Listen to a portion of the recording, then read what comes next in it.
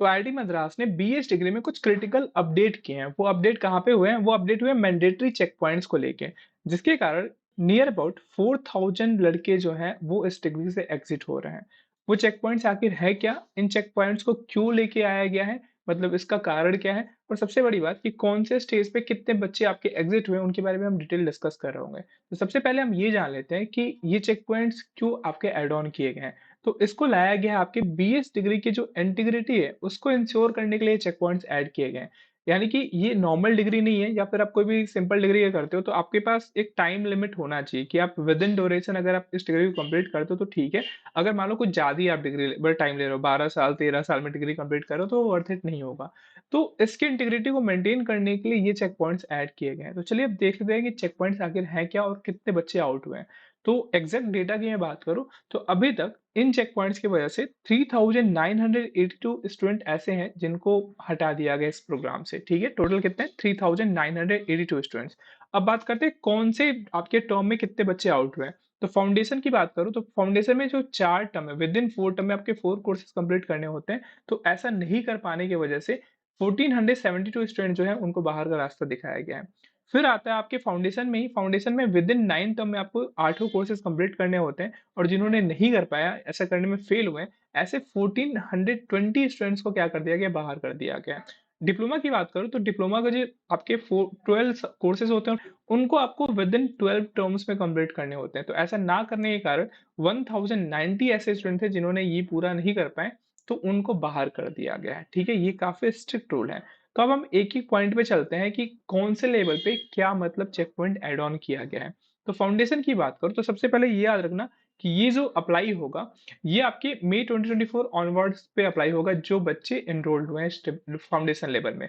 तो पहला check point ये कहता है विद इन फर्स्ट 4 टर्म में आपको 4 कोर्सेज कंप्लीट करने होंगे।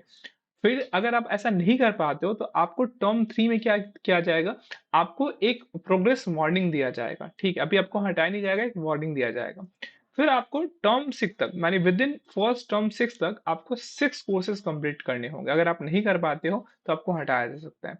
ऐसे ही आपके 8 कोर्सेज होते हैं फाउंडेशन लेवल के, तो उन सारे कोर्सेज को आपको विद इन फर्स्ट 9 टर्म में कंप्लीट करना होगा। अगर आप नहीं कर पाते हो तो आपको एग्जिट करा दिया जाएगा इस वाले लेवल से, यानी कि इस डिग्री से ही। तो ऐसे कितने बच्चे जिन्होंने विद इन 9 टर्म तक के 8 फाउंडेशन कोर्सेज जो थे वो कंप्लीट नहीं कर पाए? तो ऐसे 1420 स्टूडेंट थे जिन्होंने क्या किया था?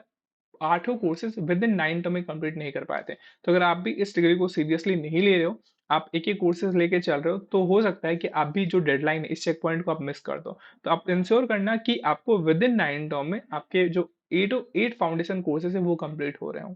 ठीक है, आगे बढ़ते हैं। अब बात करते हैं डिप्लोमा लेवल की। डिप्लोमा लेवल में ये है विद इन फर्स्ट 3 टर्म में आपको 3 कोर्सेज और एक प्रोजेक्ट कंप्लीट करने होंगे।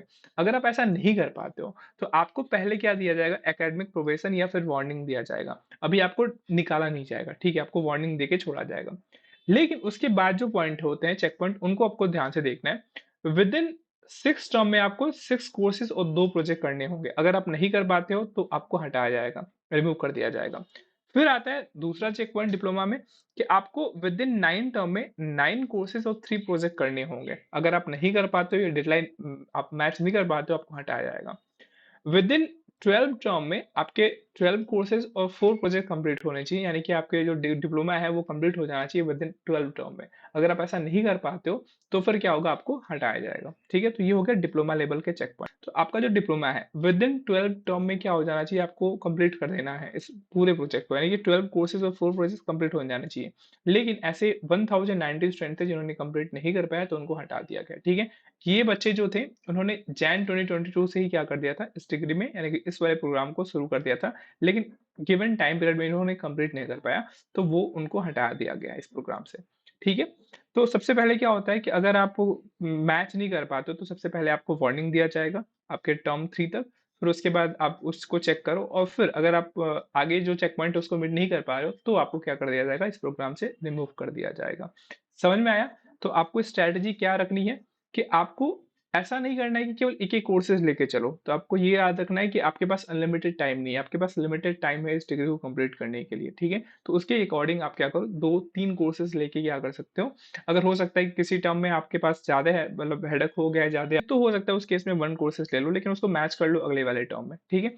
तो आप अपने अकॉर्डिंग प्लान करके चलो, और फिर जो आपका नेक्स्ट इंपॉर्टेंट जो आपका सेशन होगा, वो स्ट्रैटेजी ये हो सकती है कि जो आपके प्रोजेक्ट्स हैं, उनको लास्ट टर्म के लिए ना छोड़ो। जैसे अगर आपका कोई प्रोजेक्ट करना है, उसके लिए इम्पोर्टेंट आपकी थ्योरी है, तो आपने थ्योरी पहले टर्म में कर लिया, तो उसके जस्ट बाद क्या कर लो, आप नेक्स्ट टर्म में उससे रिलेटेड प्रोजेक्ट्स कर लो। तो काफ़ी बच्चे ऐसे अगर करते हैं कि केवल थ्योरी-थ्योरी करते जाते हैं और लास्ट टर्म के लिए वो क्या करते हैं, प्रोजेक्ट छोड़ देते हैं। तो ये प्रोजेक्ट कंप्लीट होने में क्या होती है, दिक्कत आ जाती है, तो उनका क्या होता है, वो चेक पॉइंट मिस हो जाता है। तो आप प्रोजेक्ट्स बाद के लिए ना छोड़ो, लास्ट टर्म के लिए ना छोड़ो। जितना हो सके, जो आपकी थ्योरी इंपॉर्टेंट है, उसके नेक्स्ट टर्म में ही क्या कर लो, आप उस प्रोजेक्ट्स को कंप्लीट करने की कोशिश कर लो।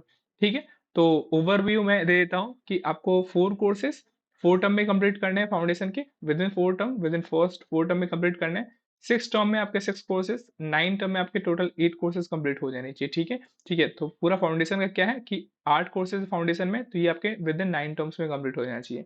डिप्लोमा में क्या है, आपको 3 टर्म्स में, विद इन 3 टर्म्स में 3 कोर्सेस और 1 प्रोजेक्ट हो जाना चाहिए। अगर नहीं होता है तो आपका प्रोबेशन आपका होगा, यानी वार्निंग दी जाएगी। अगर आप 6 टर्म में 6 कोर्सेज और 2 प्रोजेक्ट नहीं कर पाते, तो रिमूव कर दिया जाएगा।